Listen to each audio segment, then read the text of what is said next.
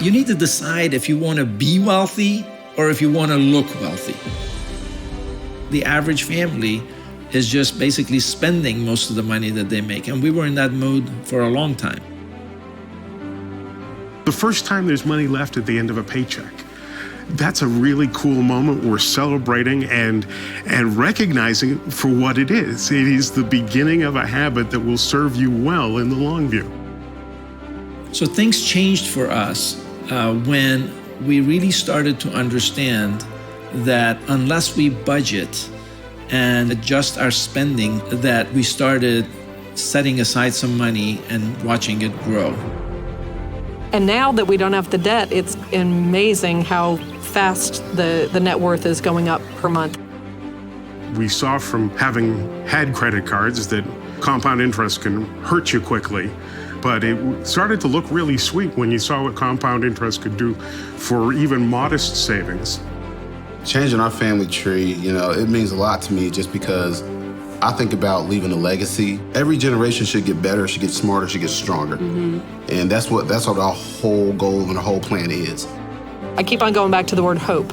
It just re-energized me every month to be able to see, okay, we're doing it. It's that baby steps, plodding up a mountain that we can look back and we can see that we actually are getting somewhere. To get to financial independence, the long view really matters. So at the end of the day, what is a priority for you? If you truly want to be wealthy, you want to get out of debt, and you want to build wealth, you want to be a millionaire, yes, you can do it.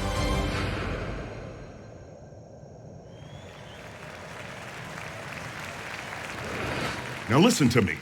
Up until now, you all have been doing one thing at a time. Baby step 1 was $1,000. Baby step 2 was to attack your debt with a debt snowball. Baby step 3, which I just told you, was building up your fully funded emergency fund. One thing at a time. Because in society today, we don't know how to focus. People are trying to do 9 things at once. I'll never forget, I was driving to work. I saw a guy driving, eating a bowl of cereal while reading a newspaper. I got away from him so fast because he's a wreck about to happen. But so many of us are like that in our financial lives, where we're trying to do all of these things at once and you get frustrated when you're not making progress. So let's focus. And up until now, you've been doing things one step at a time. But guess what? When you get to here, baby steps 4, 5, and 6 are all done together. And it's a great opportunity for you to really start to move forward. So baby step 4 is to invest 15% of your income for retirement. 15%. This is the focus. And I'm gonna tell you something. I've had a great opportunity with this new book coming out, Everyday Millionaires, How Ordinary People Built Extraordinary Wealth and How You Can Too. We did the largest research study that's ever been done. Talked to over 10,000 millionaires. Can I tell you all something? Probably ain't supposed to tell you, but I'm gonna tell you. Look at me, okay? You know the number one tool they used to build wealth was their 401k. Just like the one you have at your office. That was the number one tool they used. That meant they invested consistently over time. You see, looking at this and you start to pull back and you realize, hold on, there has to be something to it. If over 10,000 millionaires use this tool, the 401k, the same tool you have available to use, that means it works, my friends. And so you look at this, and in this research study, we had a chance to uncover a lot of lies and a whole lot of myths. Okay? Like the one about the inheritance, that you had to inherit money. That's a myth. No, you don't. People were building wealth themselves over time. And here's what I figured out about myths. If you hear them loud enough, long enough, we start to believe them. Like this one, Bigfoot. Now, y'all know Bigfoot doesn't exist, okay? I mean, seriously, we all have cameras and phones. We would have found photos by now, right? What about UFOs? I don't know about that one, okay? Because I've seen some crop circles and stuff. I don't know, right? The reality is we can't buy into myths. What we need to do is know the truth. And you start to walk through this and you start to see things a little bit different. You can understand it. You see, if you don't save for retirement, you're not gonna have any money to spend. See, the government's not gonna take care of you. And somebody told me, Chris, you don't understand, Social Security is gonna take care of me. I'm like, you don't know the math. That's called social insecurity. On average, the payout's based around $17,000 a year. Like that's gonna be enough to live dreams on? No. And I dug into the research for the book Retire Inspired, and I really had a heart. I wanted America to wake up. I was talking to a lot of people that wish they could have gone back and changed some things. And they would tell me, Chris, nobody ever told me, or I thought it would be different. And I'm like, okay, I wanna dig into this. So you know the top 2 fears I found out about retirement?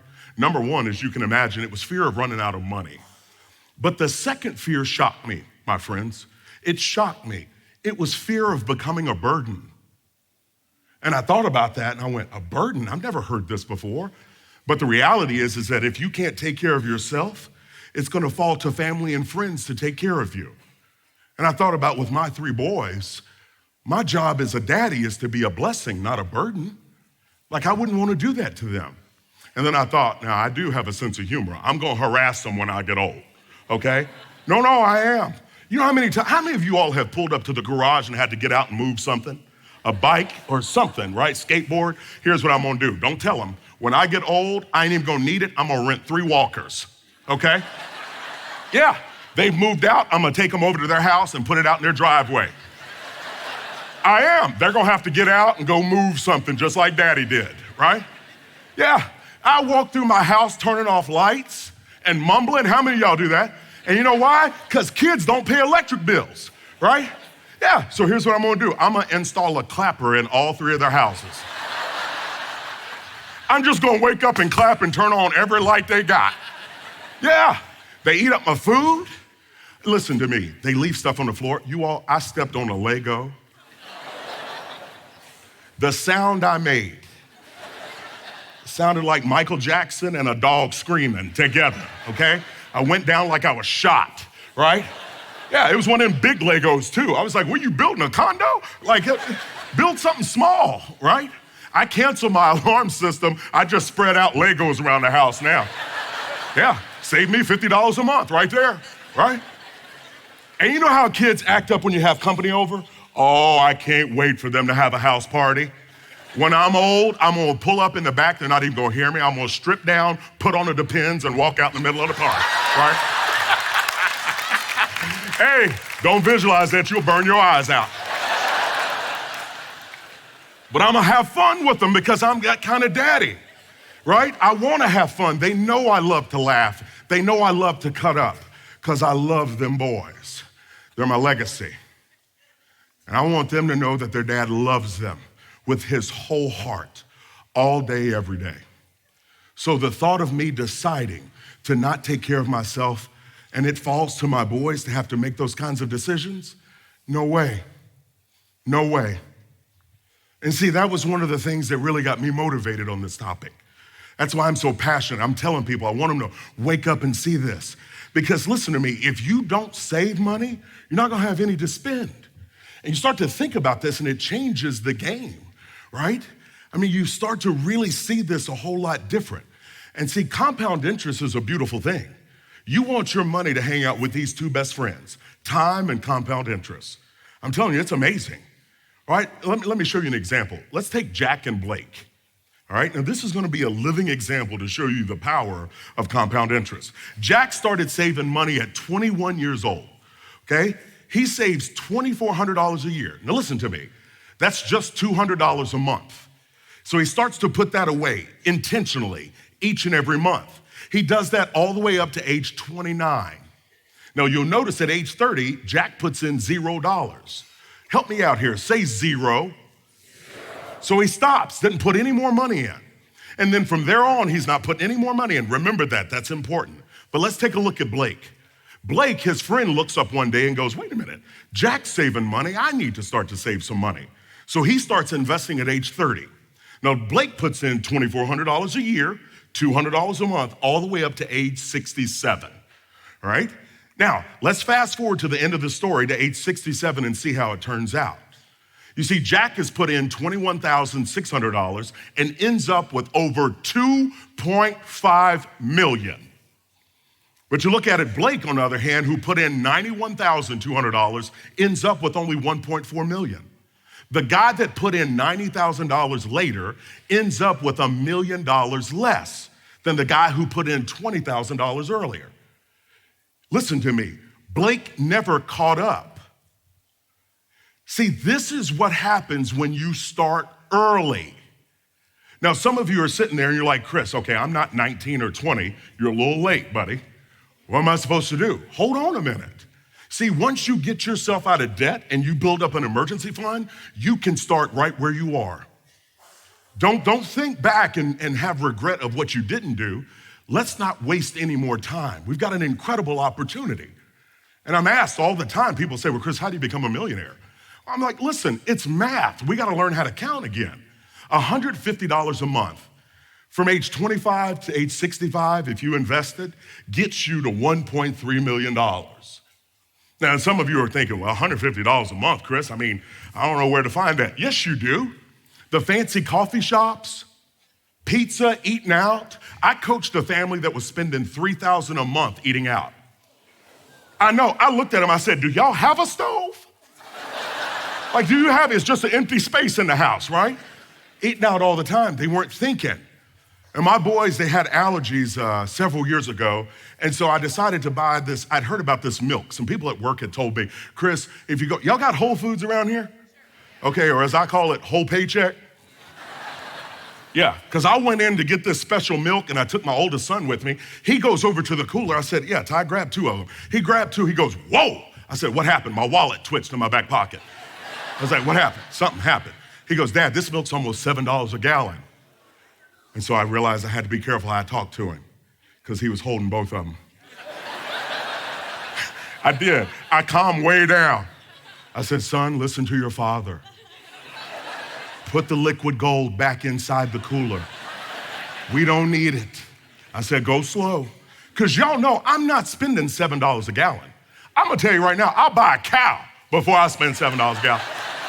I lie. I'm like, boy, get under there. Get under there, get that milk. Go on. Yeah. Get out of the way, it's your brother's turn. Get under there, right? Have the strongest bones? Yeah, no, I'm not spending that, right? But I'm telling you, when you start to think and you start to count, you look at stuff differently. Right? You start to figure out things and see, wait a minute, there's a way for me to be able to find money to save. Cable bills, those things are hovering from $150 to $200 a month, right? You start to look at this and you downgrade those things. Or landline phones, cancel that. That'll save you $60 right there. Like I didn't have any problem canceling our landline because the only people that called it was my mother-in-law. I'm just playing.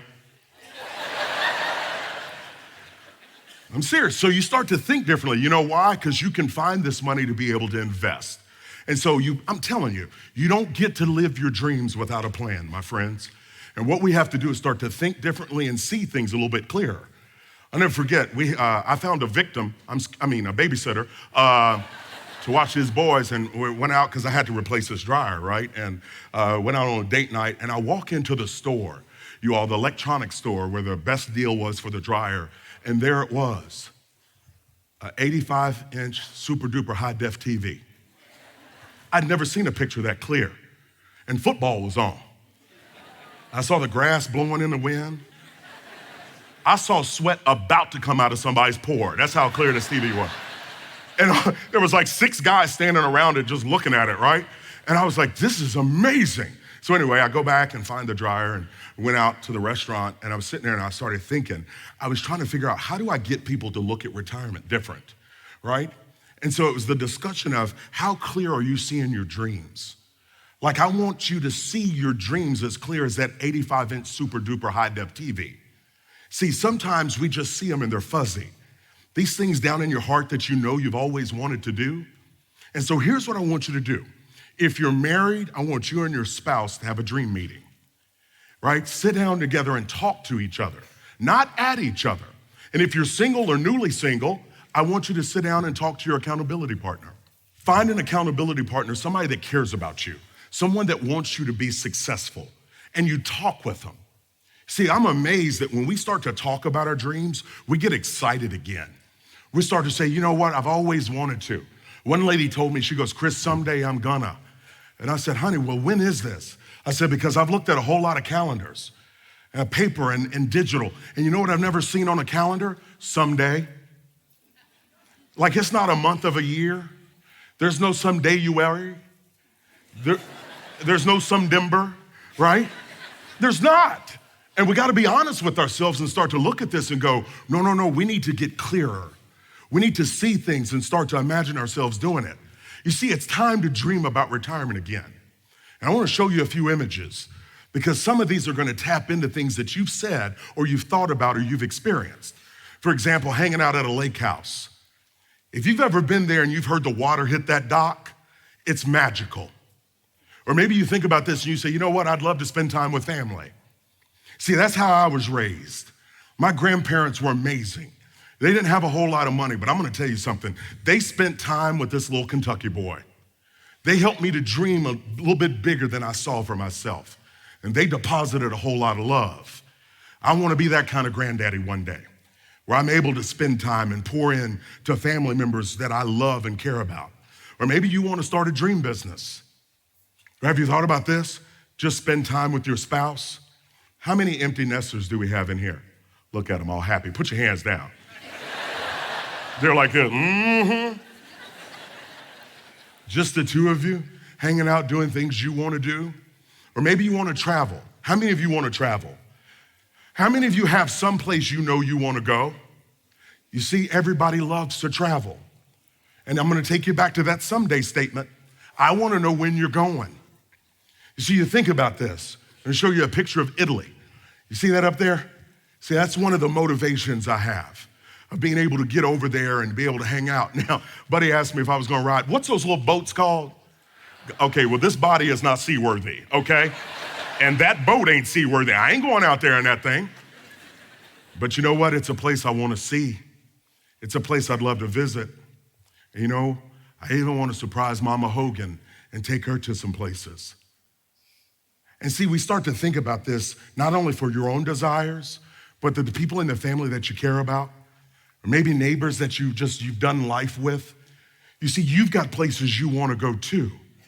And what I want you to do is start to understand every step you take to attack debt and build up that emergency fund, every step you take to build up wealth with your 401k is getting you closer to that dream. Because I want you to see it in high definition. I want you to see it crystal clear. Even take some pictures and put them up in your closet or laminate them. Keep them with you. Keep your motivation, because I'm telling you, people accomplish things when they see it. Or maybe you've got a heart for a certain area and you'd love to go do mission work. Can you imagine going over and impacting an area, whether you're hanging out with little kids or spending time with elderly people, and you know what, you're on nobody else's clock. My dream is to go on some mission trips and people say, how long are you gonna be gone? Look at me, I can't wait to do this. They say, how long are you gonna be gone? I'm gonna go like this, They're like, what do you mean? I go, I'm gonna go over there and do what I'm led to do. Can you imagine that? The thought of being able to retire your alarm clock? Oh, I got ways to destroy that bad boy, right? How many of you want to put your alarm clock out of business? I'm telling you. And see, it's possible. We start to see things differently and we work and we stay focused. You can do it. So mission trips, or maybe you just want to relax on a beach. So there's nothing wrong with that. Being able to hang out and relax. You know why? Because you paid the price. You've worked hard. Or have you ever thought about this? What about becoming an everyday millionaire? You see, you hit that goal, you could do all those things. See, it's possible for you. I had an opportunity to meet Condoleezza Rice several months ago at one of our leadership events, and this woman is remarkable, one of the most intelligent people I've ever met. Speaks 4 languages, former Secretary of State, provost at Stanford. This woman is very intelligent. I mean, her purse is smarter than me, okay? I mean, this woman's intelligent. But she was talking about where she grew up. She was raised in rural Alabama. And being a young black kid in rural Alabama, you can imagine she was called a whole lot of things outside of her name. But her parents told her this quote, I want you to see it. She goes, it doesn't matter where you've been, it matters where you're going. And some of us think, well, Chris, I didn't grow up in the right family, or I didn't have this opportunity, or I've had to battle this. And hey, you're not alone. We're all battling something. But the difference is that the people that are focused, the people that are intentional, they don't get left behind. They push forward. And that's what I want for you. I've been asked a lot, okay, well, how much am I gonna need to live my dream? And I'd sit down and work about 45 minutes through the numbers. And finally, I was talking with Dave and our developers, and we developed a free tool. It's called the RIQ, the Retire Inspired Quotient.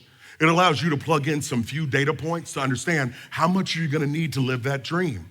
So you plug in how much you wanna live on per month, and how many years you plan to retire, and how much you have saved for retirement, and it'll show you your big number, but it takes it a step further, my friends. It'll show you how much you need to be investing right now to get to that dream. Now, this is a free tool. You can go to chrishogan360.com and get on there. Share it with friends. Share it with family members. Because I found when people are aware of what they're chasing, and more importantly, why it matters to them so much, they can keep track. We can keep score and know where we are in this process. You see, I've been hearing all these numbers. Did you all know 52% of American workers have less than $10,000 saved for retirement? Over half, hardworking, good people, less than $10,000 saved. And I told you, 8 out of 10 are living paycheck to paycheck. And you hear all these statistics, and you know what I figured out? We live in America, the greatest country on the planet, and we get to decide what we want for ourselves. And when we change our thinking and start to focus our effort, the numbers can change when people do. That means you start to look, your situation, where you are right now is not the end. You're at a position where you get to make some new decisions for yourself. When you invest 15% of your income over time and you stay focused, I want you to hear me. You can become an everyday millionaire. It's possible. You could be the first one ever in your family. But the opportunity you have to set this up and to change the game. Listen to me. A dream without a plan is called a wish. And I want us to have dreams, but more importantly, I want us to have a plan. So I want you to know your dreams. I want you to know your numbers. But most importantly, I want you to know your plan. Remember, where you are now is the start point. We don't want to waste any more time. We want to take steps that move us in the direction, because the American dream is alive and well. But more importantly, it's available to you if you'll just reach out and grab it. So hear me, from this little country boy, I know you can do this. Because if I can do it, I know you can. And for not only your sake, but your kids' sake, the legacy you have an opportunity to build can begin here tonight. We weren't trying to be millionaires. We were trying to survive. That created a lot of stress, because here we are newly married and we have extra bills, and I had no idea how to plan for it. So we went through about 5 or 6 years, sort of starting with credit cards, and then I realized that was a terrible way to go. So we struggled at probably our first 4 or 5 years, just understanding what to do with money. So I started listening to Dave about a little bit over 20 years ago, where he actually showed where the plan would take me. And that's what I didn't have in the early years, was where's this all gonna take you? We finally got our cars paid off. That helped really start accumulating our month to month. Instead of paying $500 for a car payment, that now could go to savings or retirement. Saved every paycheck, put money in 401k. I felt like if I could have money saved for my 2 boys to go through college, if we could retire with a house paid off and a little bit, like $400,000 or $500,000 in a 401k, I'm good with that. Our 401k program was kind of like the basis of our savings. It's currently over $660,000 in value, and I only put in about $120,000, so the rest is compound interest. I didn't really think it was going to grow much, but by watching it over the years just continually grow, it was pretty exciting, because it starts growing faster and faster. Most of my salary years have been $50,000 to $75,000 a year. I saw people with twice as much income had no money, and it just floored me. How do you do that?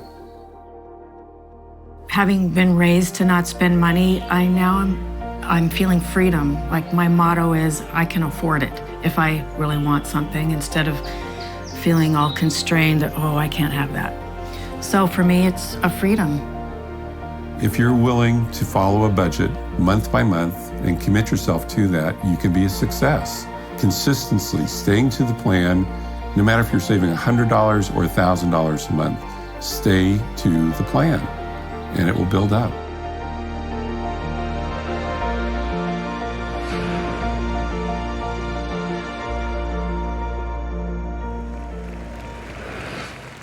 The next baby step is one of my favorites because it's going to set your kids up for an incredible financial future. And that is baby step 5, which is to save for your kids' college fund.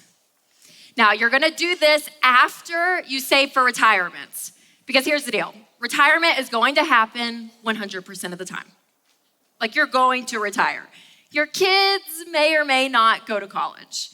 And so you wanna make sure that you save for this first, because if you even look at the population in the US, only 1/3 have a college degree. So taking care of your retirement first does not make you a bad parent. It makes you responsible, because I want your kids to be able to go to college, but I do not want them to go into student loan debt. You guys, it is crazy out there today, isn't it?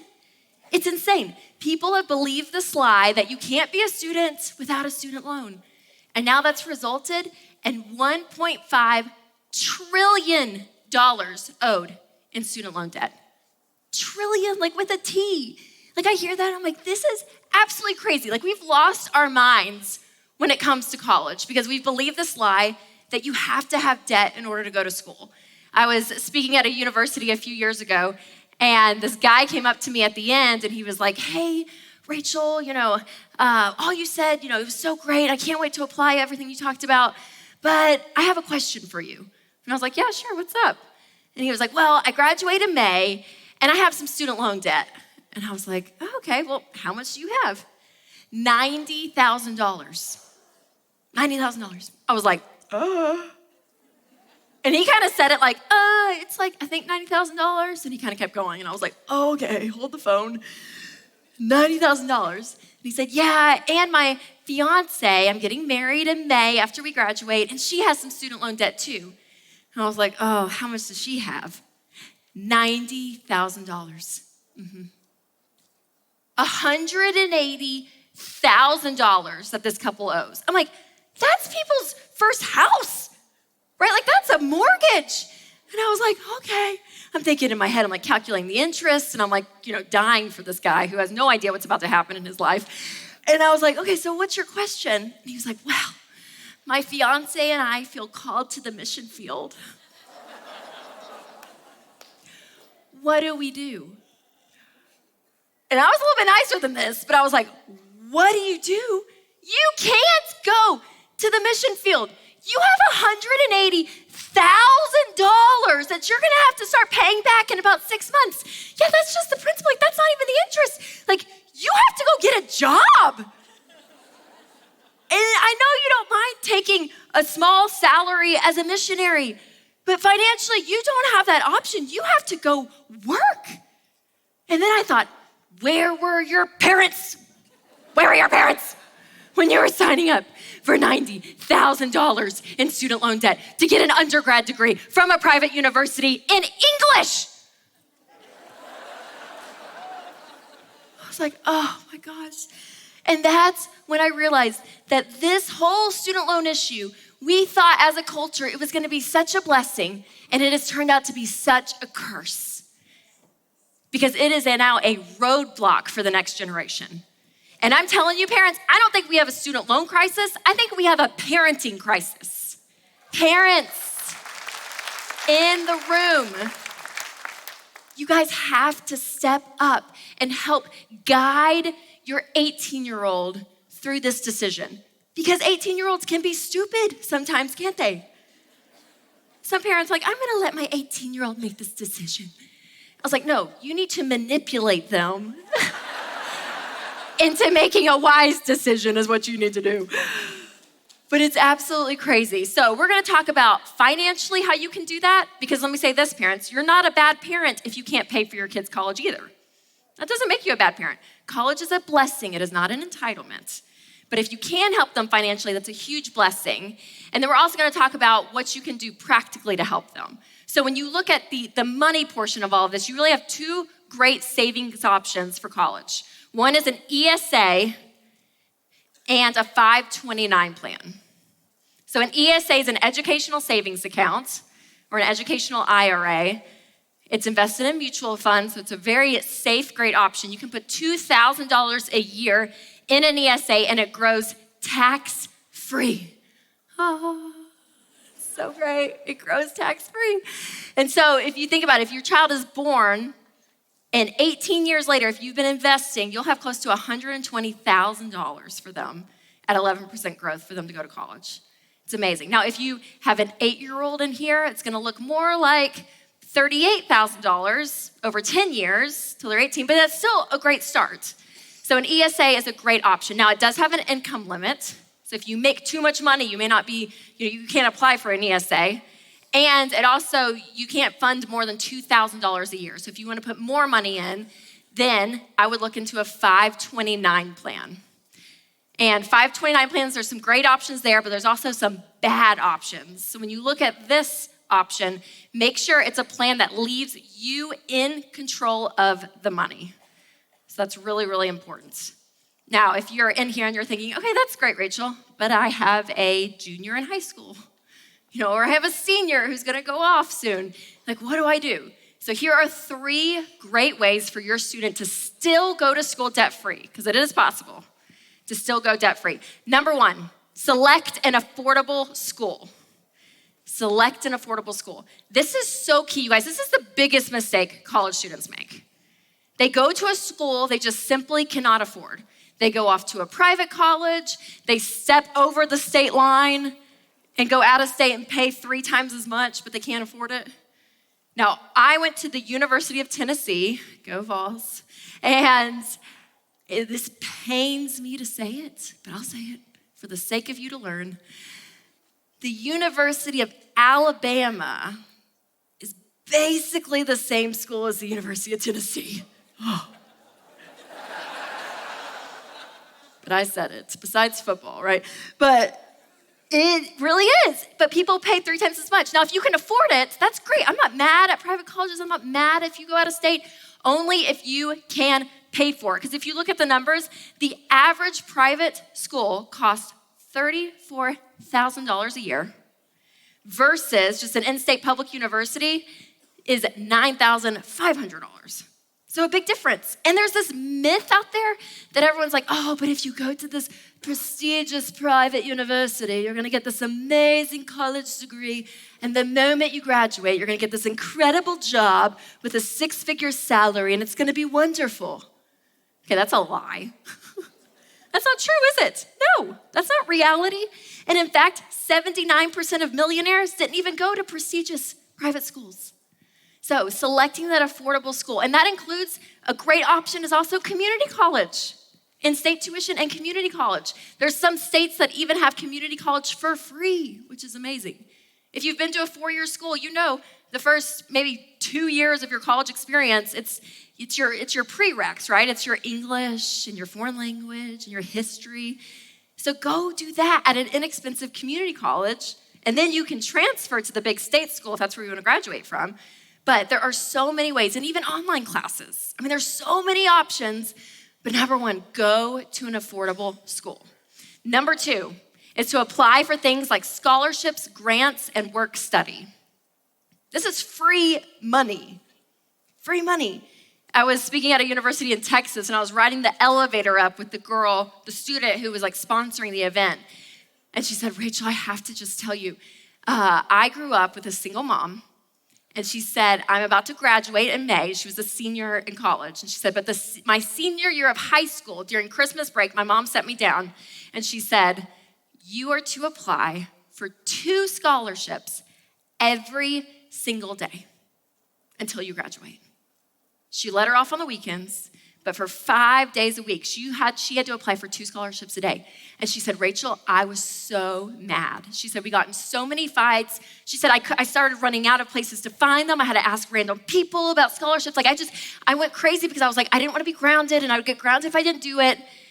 And she looked at me though in that elevator, I'll never forget it. And she said, but I'm a senior. I'm about to graduate with no debt and $4,000 saved in the bank. I was like, you're a unicorn. You don't exist. But I looked at her, I hugged her because I was like, you need to go home, give your mom this hug from me and from you.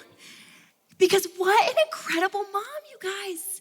Stepping in, loving her well, even when it was hard, and she set that daughter up for the most amazing future. Absolutely incredible.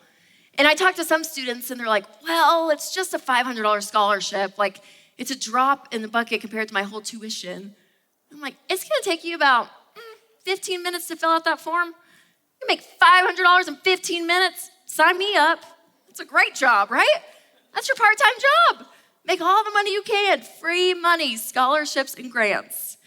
And the third way to go to school debt-free, it's gonna be kind of a shock, so just stay with me.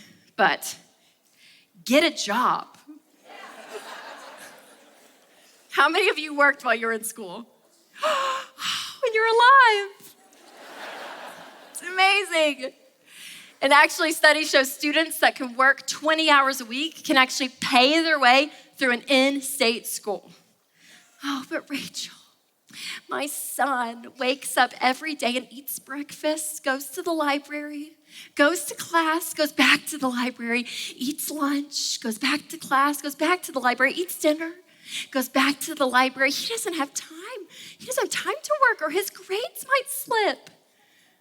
I'm like, little Johnny's probably not doing most of that, if we could just be honest. And yes, he does, because students that work 10 to 19 hours a week graduate with GPAs higher than students that don't work. Isn't that a shock? Like, yeah, because they can't sit on the couch and eat Doritos and watch reality TV all day. They actually have to have time management and they have to be productive. It's an incredible, incredible thing.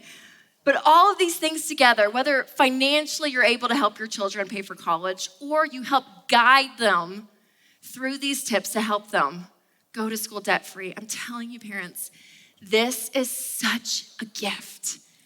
Because you're giving your kids the gift of not starting their lives off in a financial hole, but you're giving them the gift to start their lives on financial solid ground where they get to build their futures. It's absolutely incredible.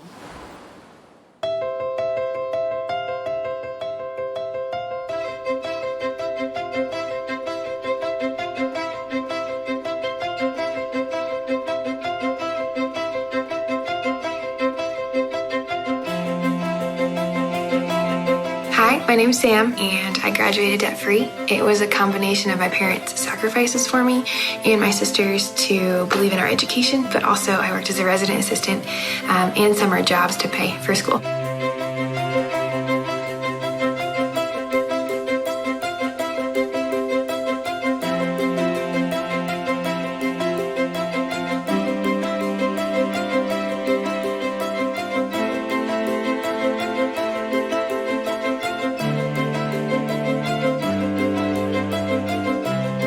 I had scholarships, my parents helped me, and I taught loads of music lessons.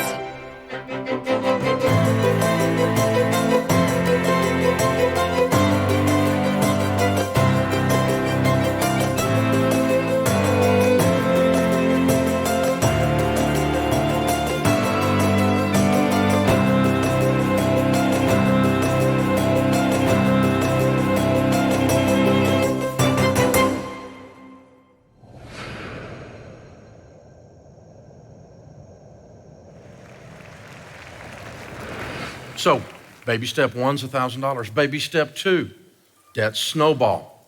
We're gonna work through the debts. We don't have any payments now. How's that feel? It feels good, doesn't it? Say yes. Now, once we've got no debt, then we finish the emergency fund, like Chris said, 3 to 6 months of expenses set aside for your emergencies. You don't do baby step 3 before you do baby step 2. Baby step 2 is before baby step 3. That's why we call it baby step 2. And baby step 1's first. That's why we call it baby step 1. You don't need to fix this. Do it in order. Submit yourself to the process. Try something different. Lay yourself out. Now, once you get through the first 3 baby steps and you got that emergency fund in place, then baby steps 4, 5, and 6 are in order of priority, but they are simultaneous. The first ones, you don't do one before you do the other, okay? But these 4 you do simultaneous. 15% of your income going into retirement. We didn't make that 20 so that you had some money to throw to the kids' college. All the money works, all the case studies work out that way. The math works in the average budget that way. So now we got money to throw into baby step 5 into college, and any other money we find beyond that, we move on to baby step 6, which means that we're gonna pay off the house early. Woo! Yeah, no house payment, baby. Now, if you don't have a house, that's okay, rent. It's okay, you can rent for a little while. Rent something cheap, because rent is temporary. You're camping.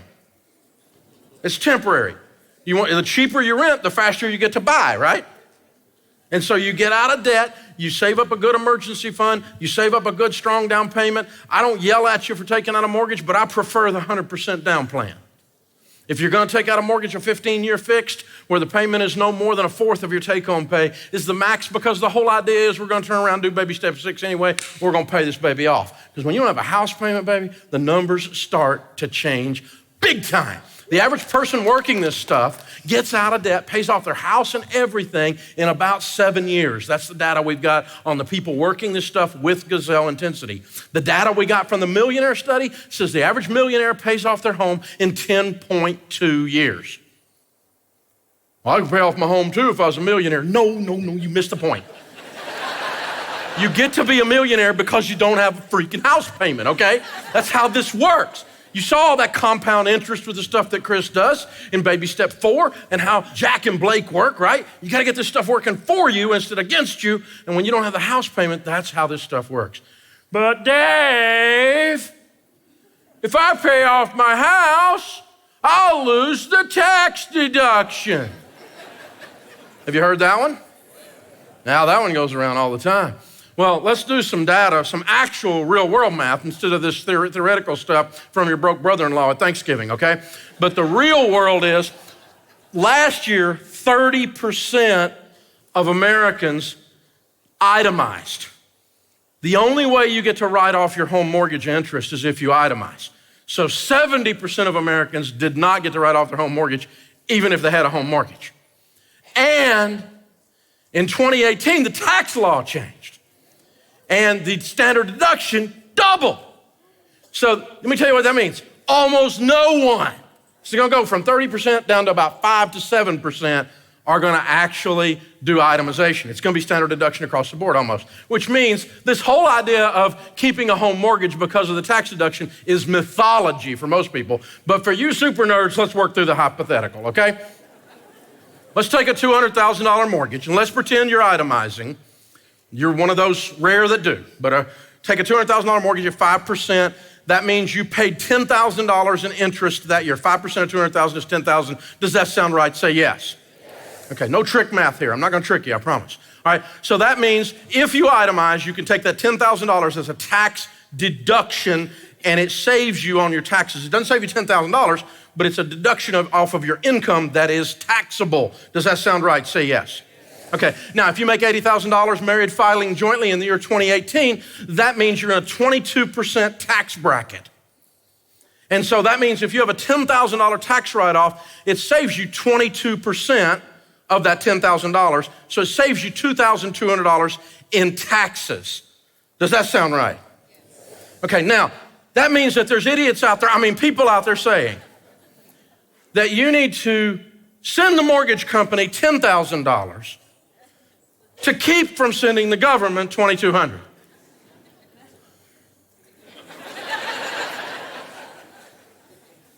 And we call that sophisticated? I call it stupid. You know where I learned this? I got beat over the head with it. I was selling real estate in college in the hills of East Tennessee, and I sold this farmer a piece of ground. It was $90,000, and we were going to the closing table, and he comes in real overalls, the bib overalls, the real thing. And he reaches in the top of the bib overalls and put $90,000 on the table. And I said, oh, you don't want to do that, man. I said, your farm is a business. You can write off the interest. And I said, you need the tax deduction. You need to get a loan instead of paying cash for it. And he looks at me and he goes, you're in college, aren't you?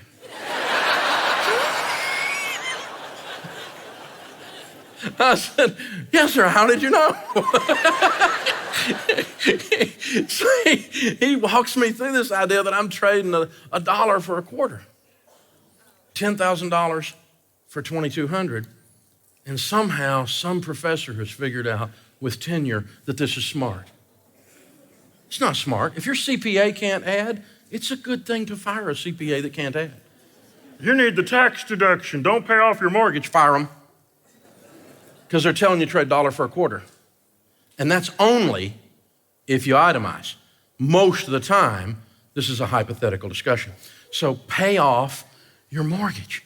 Pay off your mortgage. You got no payments. Let me tell you what it does. It sets you free. It sets you, the borrower is slave to the lender. You have a whole different way of looking at things when you don't have a mortgage. See, we've done detailed, in-depth research, and 100% of the foreclosures occur on a home with a mortgage. You pay off your mortgage, here's what I want you to do. You pay off your mortgage, you tear up that mortgage, I want you to take your shoes off. I want you to walk through the backyard. Let me tell you what, the grass feels different. It's mine. It's mine. Never again, never again, never again is my family going to be in that situation. We're not going to be left vulnerable to those people ever again. I don't have a mortgage, nor will I ever have a house that has a mortgage, nor will I ever have a building or a piece of real estate that has a mortgage. I got a bunch of real estate, a bunch of houses, but I will never have a mortgage again. Because the grass feels different under your feet. It's the way to live. It changes everything, you guys. It changes your legacy. I mean, you just do these, $150 becomes $1 million. What does $2,500 a month that used to be a house payment become? Well, you can afford some new shoes, I can tell you that. And you can walk around in the backyard on that grass and say, I don't know if I can get them back on or not now. Walk around in the backyard on that grass and say, that's mine. We own this. Never again are you going to threaten me and my family with our place to live. Never again are you going to hold me over a barrel. Never again am I going to worry about this job and being able to, whether I've got a place to live or not. Never again am I going to be in this situation. It changes everything. It sets you free in ways you didn't even know you were a captive. When you pay off your house, I promise you it changes things. If you pay it off and hate it, just go get you another mortgage. But you're not going to do that. I promise you, you're not going to do that. Baby step 6 is pay off the mortgage. It's pretty surreal because I'd been holding my breath for so long that it's like, did we really do it? Did we really get there? If you don't have a car payment, and you don't have a credit card payment, and you don't have a house payment, so that frees up money to give, generously. And it's allowing us to not only have enough for ourselves, we can truly bless so many other people. Our ability to give and my willingness to give and our actual giving has just exploded. When people have a need, in the past I probably would close my eyes to it. Now if somebody needs $1,000, great, let's give them $1,000. And whoever God puts on our doorstep is who I'm going to help today. My kids being able to they're going to be able to go to college with their college paid for. Mm-hmm. They're not going to have to worry about anything extra. They're going to be able to focus on their studies. You don't have to worry about the extra stuff because mom and dad took care of what we needed to take care of. Mom and dad, we took responsibility, for our lives and for, so that our kids could have a better life than we did, God put us here to do some stuff, and debt limits our ability to do stuff. That financial independence is powerful when you think about the ability to be meaningful parts of the community, both the local community, the church community, that changes somebody's life for the better. It is exhilarating. It's more than I ever would have imagined, the amount of money that we're able to give and enjoy giving. But we did it. We got out of debt. And here we are. Here we are.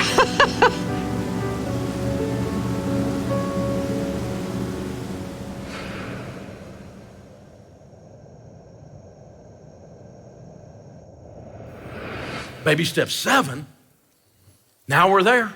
We don't have any payments. We got an emergency fund. Retirement's underway. Kids' college is rocking. Nothing left to do now but build wealth and be outrageously generous. Outrageously generous. Let me tell you, it just changes everything. When you've got a couple $1 million, you know what $1,000 will do? $1,000 will buy a car for a single mom and change her life. You know what $10,000 will do? Do 10 of those. It changes everything, you guys. And you get yourself in a position where you don't have to worry about your place because you got a little bit of money here. You're an everyday millionaire. You can relax a little bit. And all of a sudden you take your eyes not only off yourself and not only off of worrying about whether your kids and your family is going to be okay. Your family tree has changed. That check's written. It's done. Now you can look around and go, where can we be a conduit for God? Where can we show up and change something? Where can we do something different? And you get to enjoy the money. I want you to enjoy it too. You shouldn't be ashamed of winning. We've taught people in this country that you've done something wrong if you've won. You didn't do anything wrong. You didn't steal any of it. You didn't hate anybody. You weren't mean to anybody. You weren't crooked. You just saved your money and lived on less than you made. Be proud of that. It's called being successful. And you should be proud of it, and you should do it with gusto. And a friend of mine grew up dirt poor, and he's now worth about $20 million. He's 70-something years old. And he's an incredible man. He's an incredible godly man and great dad, great granddad, a wonderful business leader, has just made a lot of money, and he's been very, very wise and very kind. He's a guy I'd like to be more like, you know what I'm saying? And so I was at breakfast with him a while back, and I said, tell me something cool you're doing. I like to talk to people worth $20 million, you know. Tell me something cool you're doing. He goes, well, when I was a kid, I used to dream of traveling. And then when I actually started making a little bit of money, I was working so hard, I was thinking someday when I can not work quite so hard, I'm gonna take my whole family, and I mean like my grown kids and their spouses and my grandkids, the whole family on trips. And he said, so I just took my 3 kids, their spouses, and my 5 or 6 grandkids or whatever it was. He said, I just took them on a 2-week cruise in the Mediterranean. He said, we went to the Greek islands. He said, we stopped and saw Rome, went to Naples and ate pizza. He said, man, it was incredible. I said, okay, it's just us girls here at the coffee shop. I gotta know, what'd that cost? That's tacky to ask, isn't it? I said, what'd that cost? He said, well, I don't mind telling you, just don't tell anybody. I said, I don't tell anybody, I just want to. Well, I'm not telling you who he is. He said it was $67,000 for 2 weeks. Well, he's got 20 million. It's like you buying a biscuit. He said, you know what else? And I said, what else? He said, we came home. It was Christmas time. We got off the cruise right before, about 3 or 4 weeks before Christmas. And this guy doing a ministry in the inner city in the rough area of town with these kids that didn't have anything called me and he said, we want to buy some bicycles for these kids for Christmas and give them a bicycle from Jesus. And he said, would you help us out? And my buddy said, yeah, I'll help you out, sure. He said, I've always supported you. I think you're doing good work. He said, how many bicycles do you need? He said, what do you mean? He goes, well, I might just do it all. He goes, you're kidding. He said, no. He said, how many? He told him, he said, so we bought a couple tractor trailer loads of bicycles. And he said, the only thing I want to do is I want my family to go down there with me, and we're all going to hand these bikes out with you. We want to work and help you do the delivery to the neighborhood. So these tractor trailers are rolling up with these bicycles. And this guy and his grown kids and his grandkids and his kids' spouses and all this stuff, they're handing their bikes off these things. And, you know, you handle bicycles, they whirl around, hit you and pinch you, and, you know, you got blood blisters, and you know what I'm talking about. Everything else just turns into work after a little while, you know? And he said, but every time you'd get a little bit disgusted or a little bit tired, because he said, there's a lot of bicycles. He said, you'd turn around, and there'd be a kid standing there with big old eyes. I said, mister, you got another one? I said, yeah, baby, we got another one. Jesus said, you need to have a bicycle this Christmas. And he said, we worked for 2 days handing out those bicycles to those kids. He said, you want to know what that cost? I said, yeah, $72,000. It's been 67, it's been 72. He said, you want to know where my family had the most fun? You know the answer, don't you? Bicycles. He said, but the cruise was good. You ought to do both.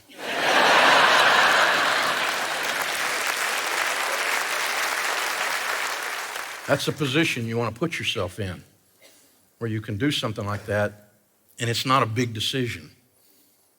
And some of you here will be able to do that exact kind of thing. It didn't change his life. $72,000 out of $20 million? That's interest for 2 months. It didn't change his life. And yet it changed his life. Because it puts you in a position where you just get to do that all the time. The more you do it, it's the most fun you'll ever have with money, by the way, is giving it. You won't ever have that much fun with money doing it any other way. This letter just came to us the other day. This lady said, I want to let you know I've been an atheist my whole life, and religion and God have never made any sense to me. My neighbor invited me to come to a Dave Ramsey event in January at your church. She doesn't attend the church, so she just asked me so she didn't have to go alone. That weekend, we heard that you guys were offering Financial Peace University, and we decided to sign up and learn more about budgeting. Even though it was being held at the church, we decided to give it a try. One night after the class was over, each night after the lesson, there's a discussion, and we were sitting at the table discussing the video that we just watched, and we were all sharing areas that we were struggling in financially, and I didn't want to tell anyone my story, but after everyone else did, I thought maybe I should too. I told him I'm a single mom with 2 kids, and I had to take a part-time job at night just to pay my car payment and my insurance. It was taking everything I was making at that job, plus part of my other, just to make the $425 car payment.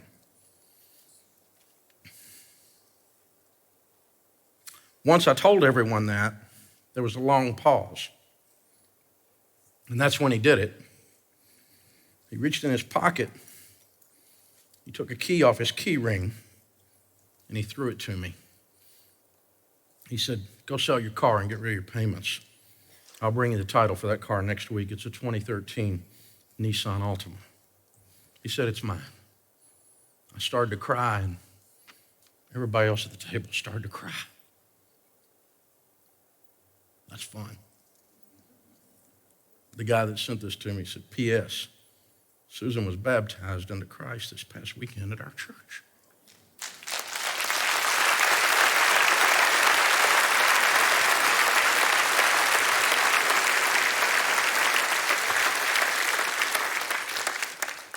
You won't have any more fun than you'll ever have with giving. It changes everything you're doing. And you got to get yourself in a position to be generous like that. We all got a lot of intentions. We all got a lot of things we want to do. We all got things we'd like to do, but we're trapped. We're not in a position to do it.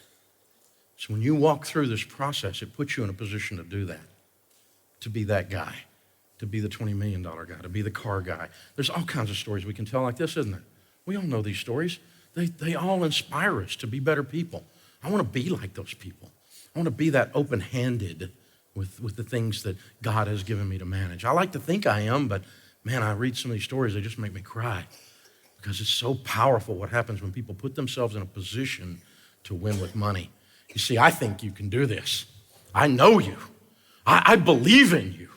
I'm proud of you. I've worked with people just like you that work just as hard as you work for the last 25 years of my life. And I've watched you and I've talked to you and I've had you come to visit our studios and scream that you're debt free. And I've had you call and write in and I've gotten to meet you and you tell me your story and how you persevered and how you clawed and how you scratched and how you lived like no one else so that later you can live like no one else and give like no one else. I know you. I believe in you. You can do this. And I need you to do this. This nation needs you to do this. It's time we decided that our dignity was in our own hands. It's time we decided that we can rise up and be somebody again, that it's not dependent on someone else. Your actions are going to dictate your future. So go live like no one else so that later you can live and give like no one else. God bless you.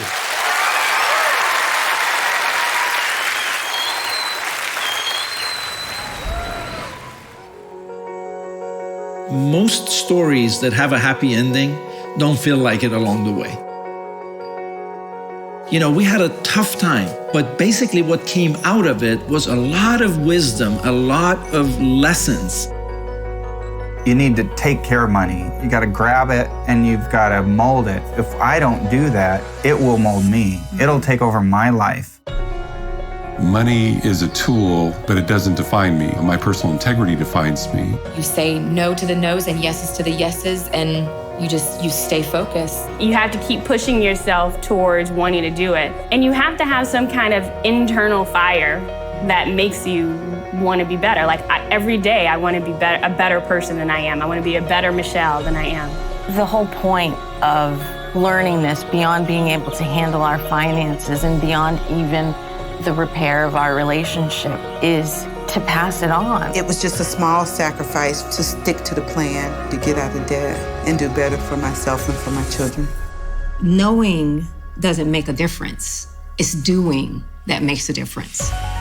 So you have to apply, you have to do the steps in order to make it happen in your life. Don't wait on anybody else to do it for you. The government isn't gonna help you. Nobody's coming in to help you. Do something about it. And don't do it tomorrow, do it today. Yes, it may be difficult and it may take you longer, but if you have a plan and you stick to it, you're gonna accomplish it. I mean, it's with anything. So now we can look back and say, it's over. And we have been able to reach and overcome that mountain in our lives to be able to see what's ahead. And what is ahead is greatness. The plan works at any income level. You know, if you do the right things with money, it makes a difference. It truly has been life-changing. It's not just financial. It truly is life-changing. And we thought all we were doing was paying off the debt. And we saved our marriage. Saved the marriage, got out of debt, and built some wealth. The hard work and persistence. The tears, all of the frustration, all of the anger, is so worth it because now there's just peace and joy and just that freedom. Okay, we just came out of seeing all the baby steps, 1 through 7. These first 4 lessons lay out the whole plan for you and show you what to do. Now, you need to know, though, you're not done yet. Lessons 5 through 9 are all about life on the plan. You see, what wealthy people do is they don't just do the basic financial planning. They also have a good offense and a good defense. You've got to have both. Now, so in other words, you could do all this stuff 1 through 7 on the baby steps and make one big dumb mistake and lose everything because you didn't have a defense. Or not really turn the gas up, turn the heat up on your wealth building, and you miss out on the offense and don't build the wealth to the level you should. So you got the framework, the jet's off the ground, now we need to fly, okay? And that's what we're gonna do. So lesson 5 is all about wise spending. We're gonna fight off everything that's trying to get at your money so that you're confident and you're in control of your spending. Lesson 6 is insurance. Nobody likes insurance. Nobody likes talking about it. I don't like talking about it. It sounds boring, but let me tell you what, having the right coverage in place is everything as a defense to protect, and not buying a bunch of stuff that rips you off is a good defense as well. So we're going to show you what you need and what you don't need, and you're going to understand insurance maybe for the first time in your life. It'll be fun, I promise. Lesson 7 is all about investing. Now, you got a quick overview from Chris Hogan in Baby Step 4, but now it's time to deep dive into investing. This is offense. This is where you're going to learn to build wealth so you can be an everyday millionaire and put yourself in a position that you can give like crazy. Lesson 8 is real estate and mortgages. You're going to find out how to buy a home on a plan that works, a home you love, and a home you get to own. Ooh, there's an idea. And then finally, my favorite is lesson 9. This is where you're going to learn to give like no one else. The live and give like no one else part. This is awesome. So just because you have the 7 baby steps in these first 4 lessons, you're just off the ground now. You got to finish. You got to play through because you need the offense and the defense, all right? You got to have both. Don't miss these next lessons. Now, it's time for your 1-minute takeaway. Write down one thing that you're going to do this week based on what you've learned.